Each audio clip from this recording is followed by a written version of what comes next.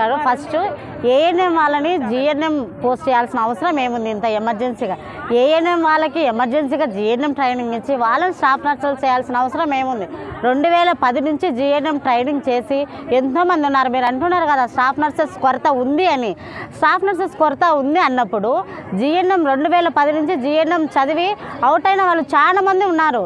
వాళ్ళని తీసుకోండి. Already contract కింద చేస్తున్న స్టాఫ్ నర్సులను రెగ్యులర్ చేసి తర్వాత కావాలంటే చేయండి.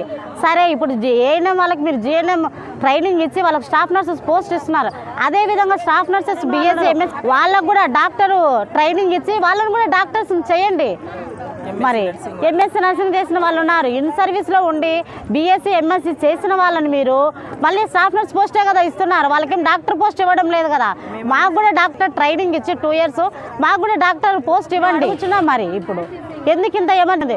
ఫస్ట్ కాంట్రాక్ట్లో ఉన్న వాళ్ళందరినీ రెగ్యులర్